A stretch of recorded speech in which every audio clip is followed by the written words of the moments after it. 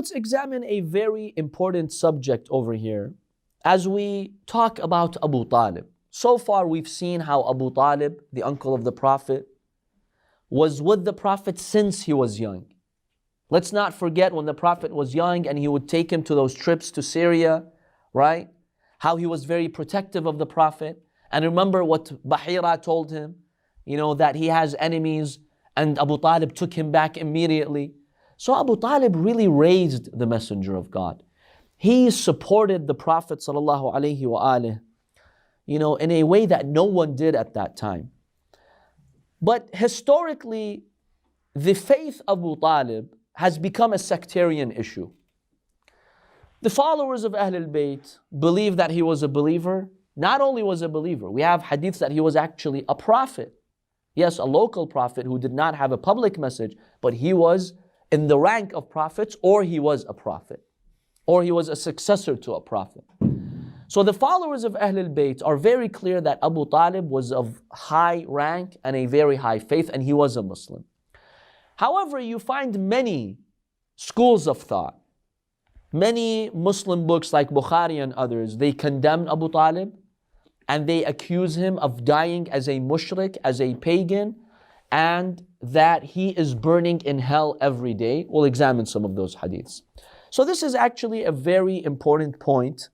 And one reason why it is very important is because you often hear other schools of thought attacking the Shia of condemning companions, right? We always hear that. You guys condemn the companions, you guys slander the companions, all companions are to be respected.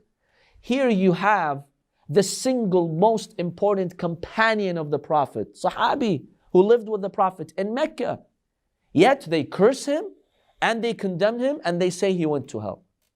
So when they accuse us of condemning companions, you're the first to condemn companions. The first companion of the Prophet, the first supporter of the Prophet. You guys are condemning him and you're saying he went to hell. And they get offended if you talk about some other companions and say they disobeyed the Prophet, they deviated, they don't take it properly. But when it comes to Abu Talib, no, they slander him, they attack him, they accuse him of, going to hell and so on and so forth. So this is a very important issue that must be discussed because this is the biggest supporter of the Prophet in Mecca. We have to do justice to the personality of Abu Talib alayhi salam. So let's not forget the stance of Abu Talib since the first day that the Prophet declared the religion of Islam. When you put all these pieces together, it will generate certainty that he was a firm believer in the Prophet. First of all, let's not forget that when Abu Talib saw the Prophet, along with Lady Khadija, along with Imam Ali, praying in Masjid al-Haram, that was the first prayer, only 3. What did he tell his son Ja'far? He told his son Ja'far, Sil jinaha ibn ammik. Go and join your cousin. So we see Abu Talib knew that Imam Ali had joined. He actually commands his other son Ja'far to go and support the Prophet. You as a father, if you don't believe in the message of that Prophet, would you command your son? Now, okay, your first son didn't get permission from you. He was a believer from day one, right? And he was asked whether he took permission from his father. He said, Allah did not take permission from my father when he decided to create me, so I don't need his permission to worship God the way he wants. Okay, Imam Ali did not take permission from his father. However, Ja'far, who's the one who commanded Ja'far to go and join the Prophet? It was Abu Talib.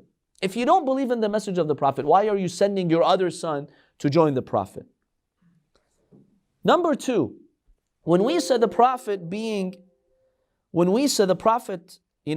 harassed, repeatedly being harassed in Masjid al-Haram, they would take the intestines of animals, they would pollute, his body and his clothes. What would Abu Talib do? He would get up, he would seek revenge from them, he would stop them, he would threaten them, he would take those same intestines and he would wipe them on their mustaches. Why would you do that if you don't really believe in the message of the Prophet sallallahu alaihi wasallam? It's not just him being emotional because he is his nephew. That's not the case. And what proves this is that last time we mentioned when they were in the valley, what would Abu Talib do every night? Not only would he keep a watch on the Prophet, he would surround the Prophet with who? With your sons. Who's closer to you, your son or your nephew? Why would you sacrifice your son for your nephew if you don't believe in the message of your nephew? Because Sunnis say it was out of, exactly, it was out of the natural compassion that a relative has for his relative, right? Well, if you're talking about emotions, then you should have more emotions for your sons, because your sons are closer to you than your nephew. But we see Abu Talib, he always defends the Prophet, supports the Prophet, even if it means putting his sons in danger. That's not acting emotionally. You would only do that if you believe in the message of the Prophet. So this is another indication over here. All these actions are giving you an image of someone who believes in the message. He's not acting because of tribal interests or family interests. No. So let's examine some points to establish that Abu Talib was truly a man of faith. The first point is that Abu Talib commanded a very high status in Mecca because essentially he was the most high-ranking member of Bani Hashim. And he was old. He was in his 80s at the time, so he was very well respected. He sacrificed his status by going against the elite of his society. He put Bani Hashim into difficulty by supporting the Prophet. Is this something that you do out of emotion or because you believe in the message of the Prophet? See, if you're looking for the interests of your tribe, you shouldn't support the Prophet, because you're dragging the entire tribe to a showdown with the pagans. You don't do that. That's not someone who's wise and he cares about his tribe. No. So when they accuse him of, it was a tribal reason why he was defending the Prophet, right? Because they came from the same tribe, same family, Bani Hashim.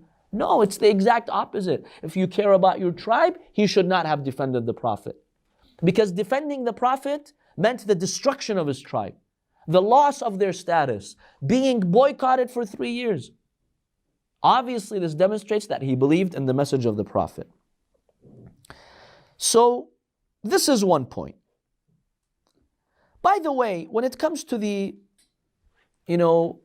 idea that Abu Talib was not a believer, not all Sunnis accept that. There are some Sunni scholars who believe that he was a believer and that he died a believer, but most Sunni scholars have maintained throughout history that he did not die as a believer.